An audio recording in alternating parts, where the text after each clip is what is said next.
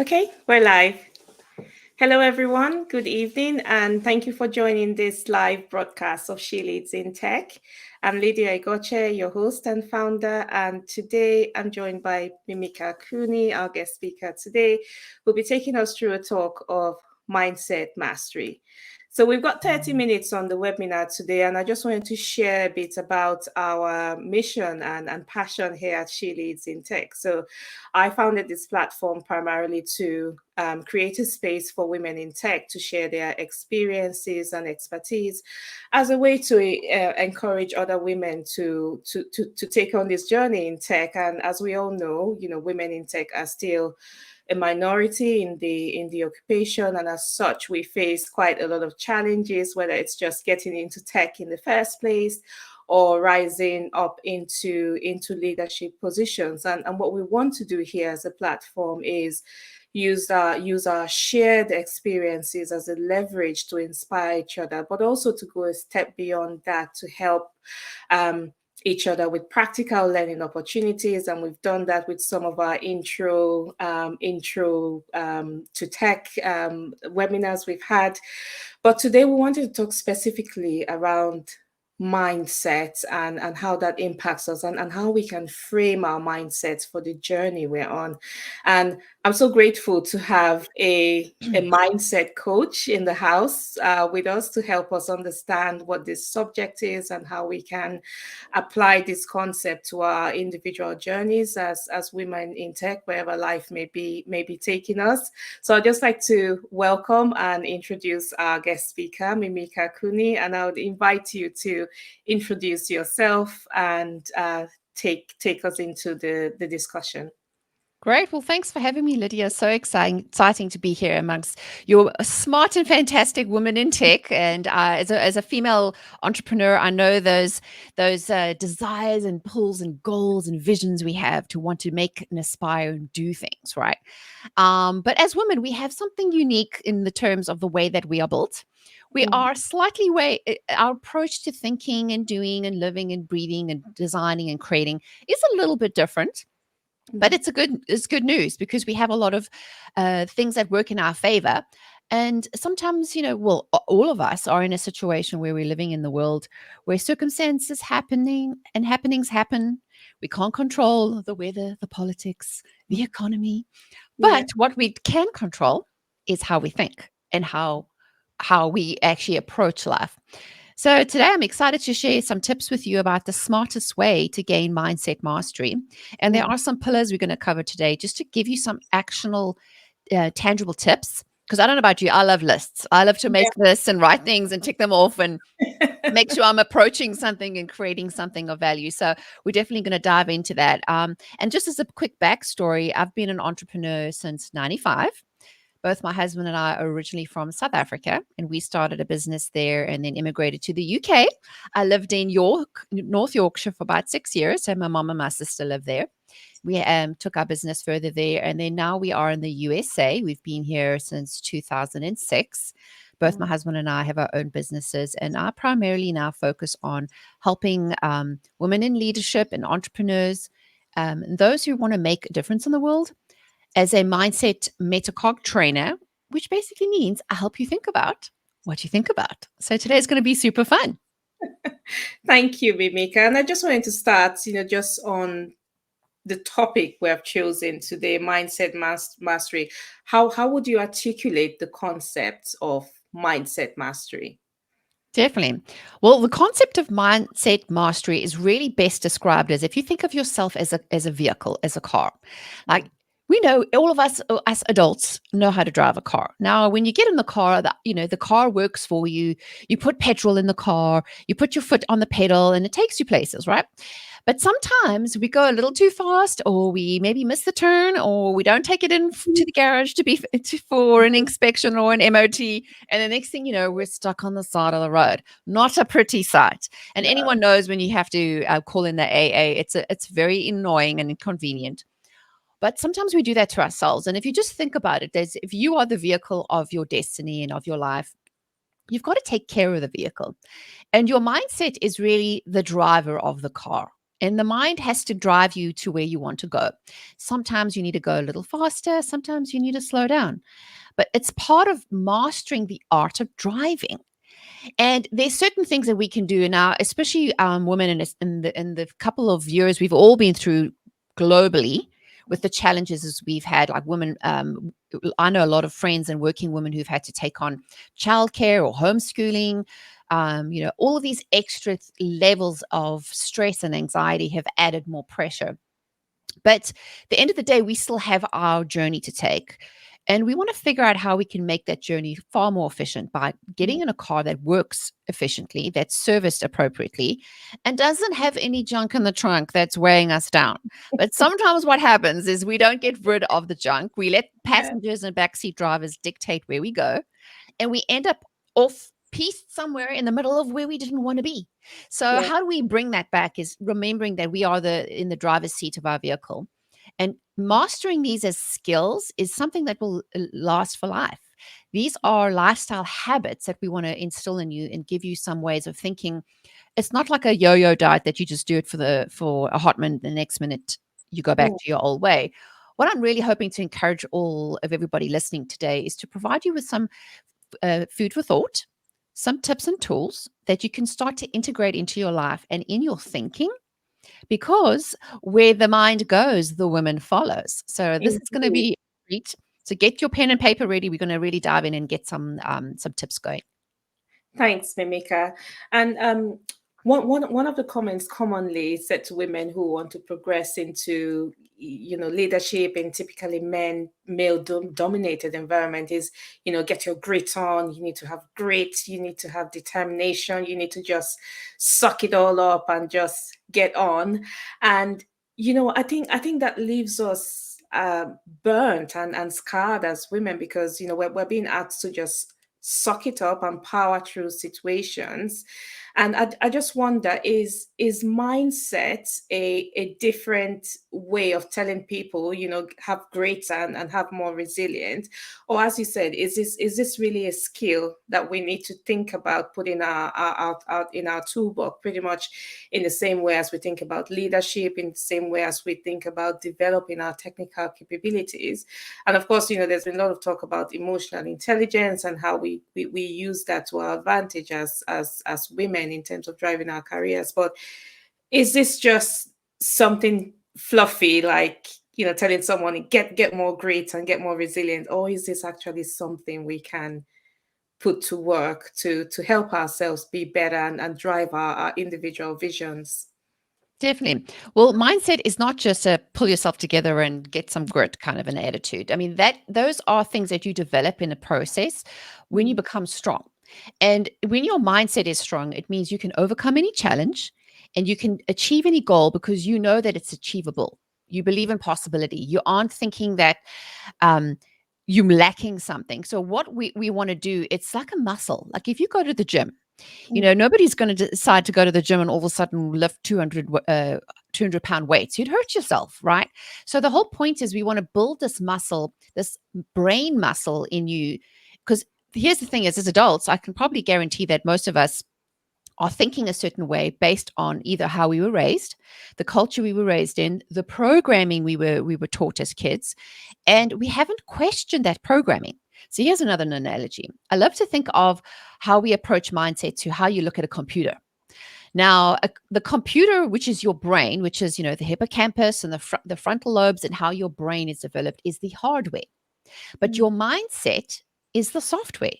And I don't know about you, when I have a computer whose hard drive is full and the cache is going crazy and it slows down and it's not working, the software, the new upgrades are not working, the best thing to do is to reformat, to Mm. reset, and to start again. So think about today as a good reset. If you've never thought about what you've been thinking about, today's a great way to actually start to be more intentional and aware of the program that's running in the background. And now a lot of this is subconscious that we're not even aware of.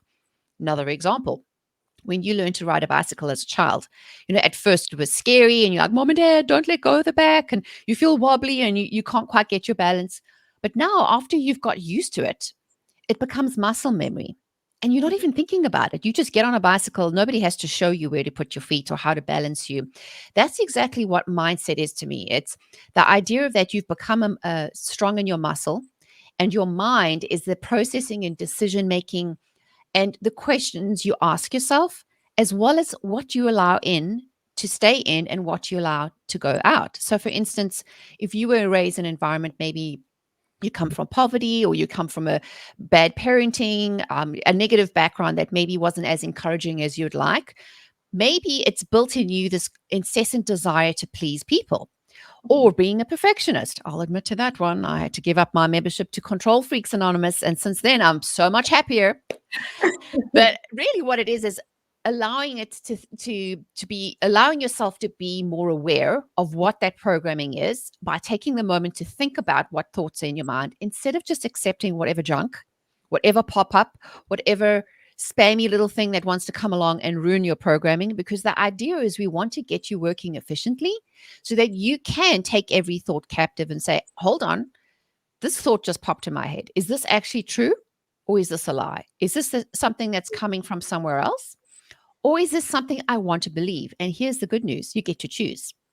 You don't have to believe everything that comes in your head or everything that you've been told, as well as the past, because neuroscience and neuroplasticity proves that the brain is malleable.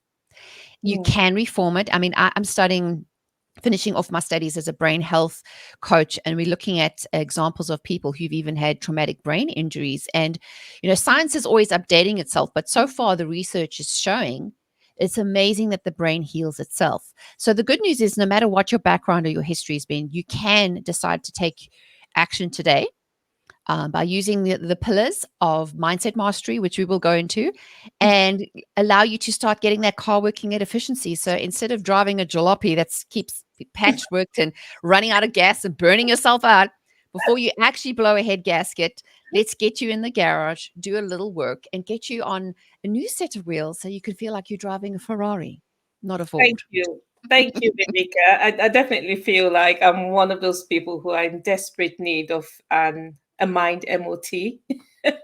So, just to continue, what are the key pillars of reframing or getting to master mindset? Definitely.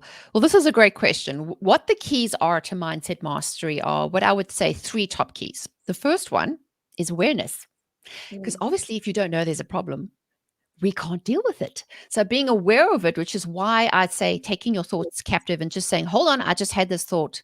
Is this truth? Do I want to believe this?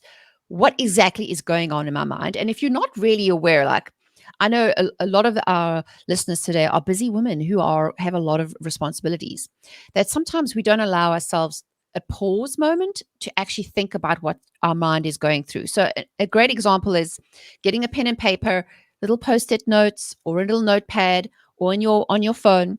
Just jot it down, put it in your diary. Like, what am I thinking? What is this thing that just popped in my head? Because if you think about, if you have all these thoughts circling in your mind, you can't make sense of it. It's kind of like you're building up this excessive processing and your brain is doing a lot of work. So how you can help it, first of all, is by being aware of what's going on, by sort of what I call a brain dump. I'm sure how many of us have gone to bed and you can't fall asleep because your mind's going 100 miles an hour. Best thing to do is to write it down, commit it to paper, and then tell yourself, I'm going to sleep now. I will deal with this tomorrow. Now, the second tip that I always like to include about the pillars of mindset mastery is being intentional. We call this intentional thought creation. An example again. Say you have this thought about something that pops up. Like, let me use the example of one that's very common for women across all areas of life. I'm not good enough. I'm not good enough to do this. I'm not good enough because of my education. I'm not good enough. Value and worth is one of the things that women question more so than men. And we have this, it tends to keep us hung up on a lot of things.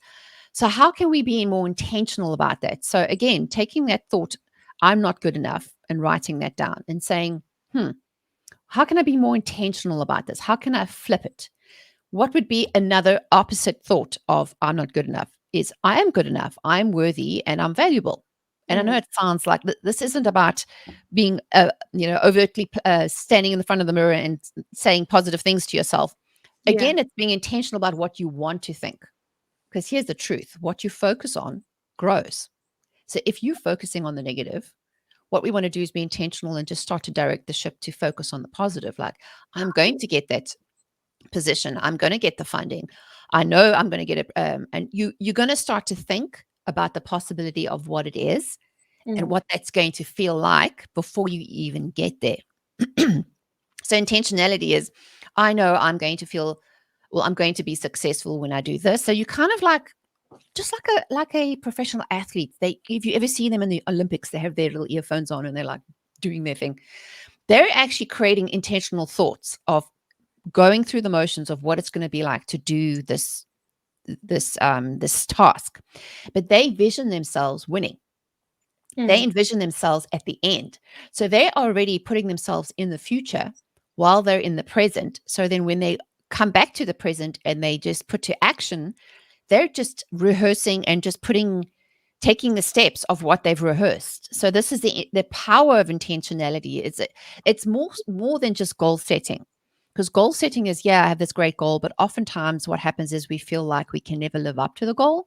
But if we can be more intentional about how do I become more of what I want to be, it Yeah. helps our brain start to focus on those things. And then what happens is opportunities arise.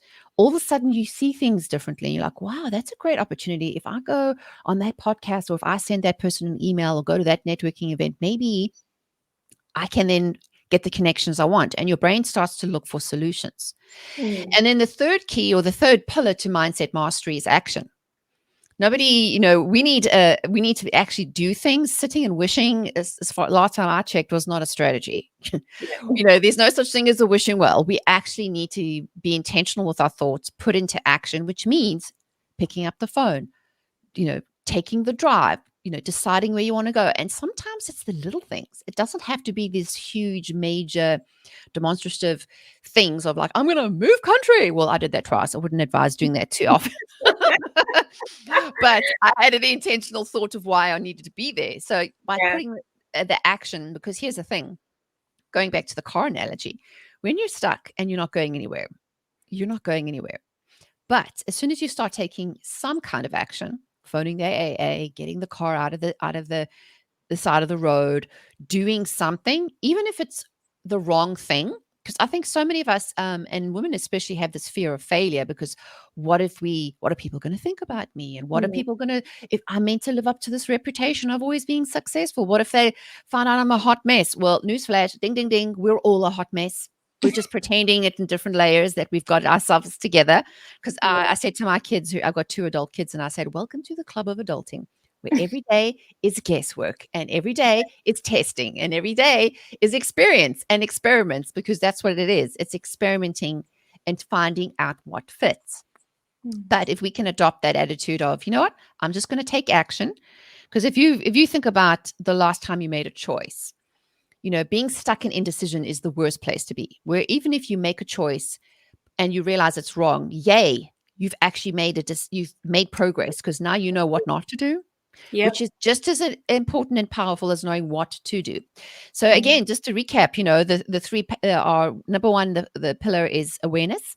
Number two is being intentional, and number three is taking action. And if you can take those 3 pillars and start to apply that to your life, you definitely will start to get on the road to mindset mastery. Thank you, Mimika. I really love that point about awareness, because it seems for women in tech, we're overly self-aware, and then we start to pitch towards the negative.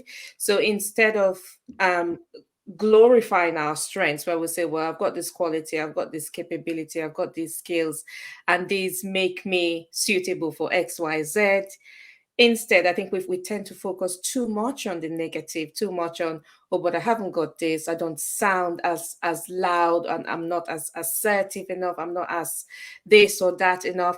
And that starts to knock back confidence quite a lot, doesn't it? So it's really reframing that narrative, isn't it, to go from, well, I'm aware of who I am, I'm aware of my skills, I'm aware of my capabilities, but then it's also acknowledging the things you don't have. So maybe there could be skills to develop, there could be things you need to work on. It doesn't it doesn't mean you're ruled out of participating in certain things. And I guess it's where the conversation around imposter syndrome comes up for many women, including myself. I mean, take this platform, for example. It's a huge leap to be able to do this because of all the obvious reasons, which I haven't let stop me. I'm here. But it's a real thing for women in the tech industry, dealing with imposter syndrome. It's there in the morning, it's there dragging the kids out of bed, and taking the kids to school and coming to work and feeling like, oh, should I have been at home, should I have been doing this, did I do enough of this and that?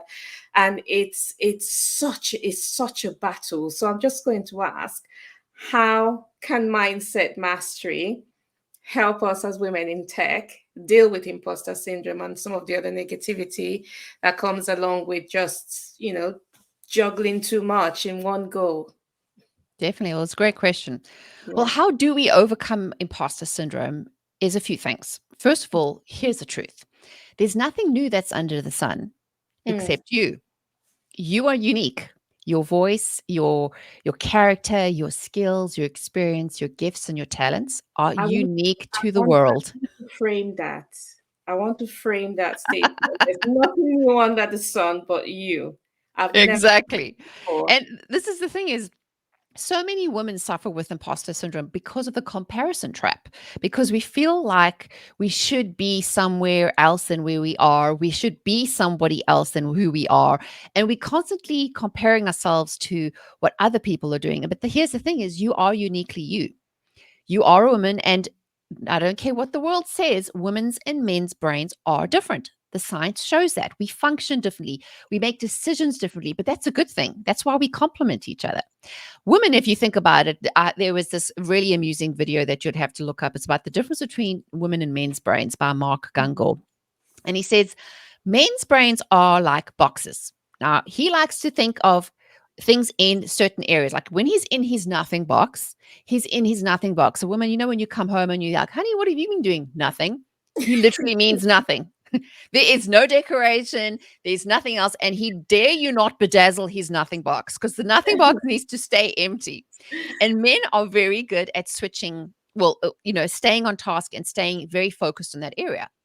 But women, on the other hand, our brains are like a ball of wire. All everything's intertwined. The emotion and the memory and what Auntie said when I was 7 and what the boss said and what I should be doing and we never switch off. Men can literally switch off and stay in their nothing box, and there's no silence. There's no noise. There's just women. It's but I should do this. It's like this constant chatter. So if you're constantly dealing with that in your brain, your conscious, your subconscious is having these conversations all the time. It's a lot of noise up here. Yeah. So what do we do to calm that down? Is taking those thoughts captive. What am I thinking? Asking yourself, is this how I want to think? Is this just haphazard thinking or is this intentional? How do I then take those steps in order to make sense of the noise? I don't drive myself crazy. And when you realize that the voice of the imposter, I like to call her Miss Biarchi. She can be real mean. Like, she's always criticizing, like, oh my gosh, girl, are you seriously wearing that to work? What are they going to think if you do that? Oh my gosh, what if they realize you don't have it all together? I mean, seriously, when you write it down and you start to realize and you turn and you face her and you're like, you just be quiet. I'm not giving you the mic no more. You don't have no say because what you're saying is not the intentional thoughts that I want to create. You're speaking lies. So just zip it. No more. But so many of us just allow her just to do all day, all the time, driving us crazy. Negative, negative, negative, comparison, criticism, judgment, always looking what everybody else is doing and feeling less than. But here's, ladies and gentlemen, is the news. You will never feel good enough compared to everybody else because you're not meant to be them. You're not meant to be doing living their lives. You're not meant to be having their relationships, their business. And this is what annoys me in the business world is so many people tout the just do this and you'll have an overnight success. I'm sorry, that's a complete lie.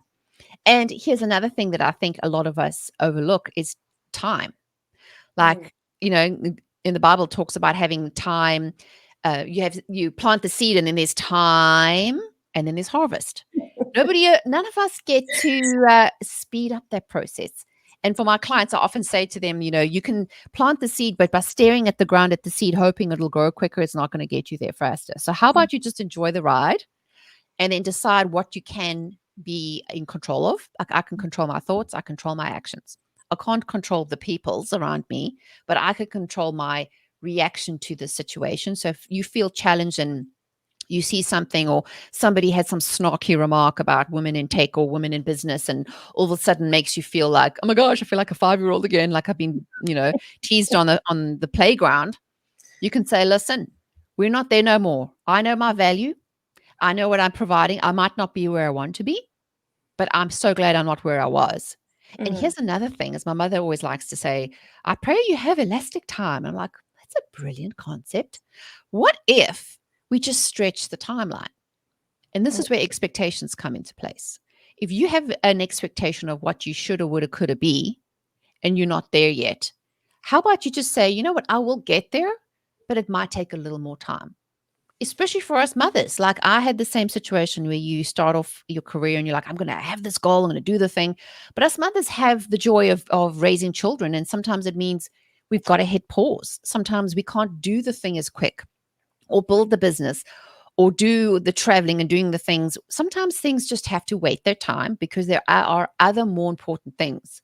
Mm. And, we can't, that time is the one thing we all have the same amount of that we can't recreate. And we don't realize it in the moment that when you're in the middle of the crazy, sometimes the crazy is the most beautiful, because it's, Mm. all the demands that have on you and you're doing the things. And again, I always think of my mother's voice in my head. She's like, one day you will look back and you'll remember those fondly. And I'm like, excuse me, do you know what's going on here? But now that I'm a little older, for those of us parents who've had toddlers and babies who keep you up at night, you think, oh my gosh, is this ever going to end? Well, before you know it, you have your kids asking for the keys and they're leaving home. And then Indeed. all of a sudden, you're not part of that. So I know it's almost sounds cliche to say, but really we do need to count our blessings and just say, okay, I am where I am right now. I can't control the future. I can't be concerned about the past because the past is done. What can I learn from it? And what do I decide to leave? I don't have to bring all that junk with me to weigh me down, because as far as I'm concerned, I want to be driving like Formula One style. Have Yeah. everything I need, get to the journey, but also enjoy the ride. Like, some of us have put our foot so far down on the accelerator pedal, we want to get there faster. But Mm. just ask yourself, is getting there faster going to bring you more joy? Is it going to bring more fulfillment? Is it going to bring more happiness? Because once you arrive there, like, where is there? What Yeah. does there look like? Have you even thought about what there looks like? Have you designed what the final destination is meant to be? Mm. And it's not to say it has to be set in stone, but having an intention of where you want to go, but holding onto your plans loosely is what makes the ride so much more fun. So I hope that gives you a little bit of encouragement that, you are who you are born to be, who you are born to be. You do have a destiny of greatness, but just allow yourself the grace and patience to get there in the time that it'll take, and don't rush the process. Oh, thank you so much. Do you know what? When you talked about that image of a woman's brain being wires, I could relate with that 100%, because I felt that that was an accurate analogy to describe my brain. But as for us women, there's so much going on in that intricate system of wiring, and all of the complex responsibilities we carry, the mental load, the sorting out the birthday parties and making sure everyone can be where they need to be while pursuing our own ambitions as well, is the perfect recipe for burnout. So, just to wrap up this topic, how can we use mindset mastery to help identify, mitigate, and hopefully avoid burnouts? Definitely. Well, it's a great question. And I always feel like the best way to avoid and mitigate burnout would definitely be to, again, be intentional and to figure out where you are going, and to realize and ask yourself the question, do I need to get there this fast? Do I need to really, what am I gaining by pushing so hard? Now, I know a lot of us women, especially working moms, who have all this on our plate, and we're always juggling, we're always switching tasks. Now, here's the thing about the brain is it actually takes a lot more energy when you're switching tasks and going from one thing, because there's no such thing as multitasking. You can't do two things at once. It's actually impossible. But what it means is that you're just switching from one to another. And in that moment in between, it's like a split second between thinking of one thing and then doing the other. There's actually a moment of like nothingness, which is a waste, what I call the pause button, right? Have you ever, say you're in one room and the next minute you're like, oh, I need to go downstairs to go get my glasses. And by the time you get downstairs, you're like, what am I doing here again? Like, what was I doing? That's a classic sign that you have your brain in overload. You are overloading it with so many extra stimuli and extra things. It's not giving, again, the programming is not keeping up with the hardware.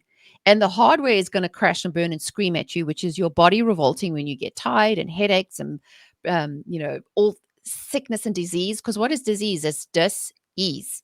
You're not living in a sense of ease. And your body will shout at you when you don't give it any pay it any attention or don't take care of it. Because just like your car, if you don't put enough petrol or oil and get it serviced, it'll conk and die. So unless you want that, and I come from experience, and the reason why I'm so passionate about doing what I do today is I went through that process. I celebrated my 40th birthday in burnout and breakdown because I just refused to see the signs. I was in denial. Just thought if I keep going, keep going, keep going. And I physically got ill. And I'd realized recovering from burnout is harder than avoiding it. So how can we mitigate that is by seeing the signs and realizing, and just like when you're on the highway, sometimes there's a slow down sign. Sometimes you've got to take a little bit of a back road. Sometimes you just got to fill up on the side and go get refreshments. And that's okay because self-care is not selfish. It's like you go on an airplane, you have to put your own oxygen mask on before you help others. Because if you pass out, what help are you to anyone else? So really, burnout is one of these things that's all become a buzzword, like, oh, on the verge of burnout, burnout, burnout. But before you burn the ships and book a one-way ticket to Mexico and erase your identity, how about we put some things into place that allows you to show up with your awesomeness in the world, which means, again, seeing the signs and saying, it's okay, I need a rest. Here's one of the most powerful words you can use. Are you ready? No. No is so powerful. No, I will not bring cupcakes to the school meeting. No, I will not cater for for Christmas this year. No, I will not do that because I need time to rest. Because again, your oxygen, how else are you going to breathe? And nobody's here. And here's another thing. Busy is not a badge. Nobody actually cares when you say I'm busy. It doesn't make you important. It doesn't make you more valuable. It just makes you ready to and susceptible to burnout because being busy is not a state of action. Busyness is when we use the word busy, it really means that we're being pulled in 100 different directions. We don't have clarity and we don't have focus. So the next time you say, I'm too busy for that, ask yourself why. Why are you too busy? Why are you not factoring in a little piece of the day, whether it's 10 minutes or 20 minutes, to go for a walk, to have a nap, to read a book, to listen to a podcast, to do something for you? Because you can't be on go 100 miles an hour 24/7. You need that time to recoup because, listen, if God took 6 days to create the world and needed a day to rest, I reckon if he needs a day, I think I'm entitled to one too. So I always say that, remember that nobody actually cares when you say I'm so busy, and nobody actually thinks that you're more important or you're more valuable, or that is not a sign of worth. There's a difference between being busy and being productive, and you today get to choose which one that is. So I hope that's been an encouragement for you and that you can be able to take what we've talked about today and put that into action so you can get on the road and ride your Bugatti or your Ferrari or your Tesla or whichever your style you prefer, and get there and enjoy the journey and enjoy the ride. Thank you, Mimika. Thank you so much. And we're ending on a very loaded point there on how to identify, mitigate, and hopefully avoid burnout. Because I said it's a difficult thing to try to recover from. And there was a lot to take away from there. And I kind of feel we've only just scratched the surface here for mindset mastery. And again, this is what the session is about introducing this concept and just giving some simple tips of what you can do.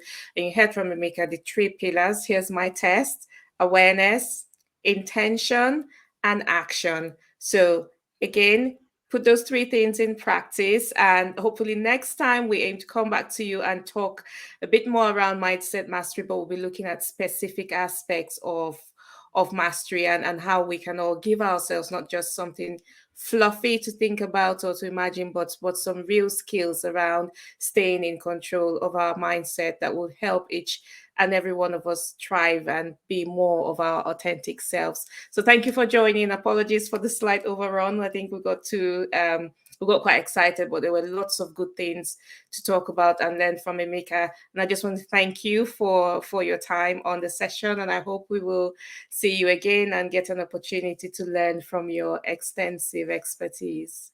Well, thank you for having me, Lydia. This has been a real treat and it's been an honor. No worries. Thank you.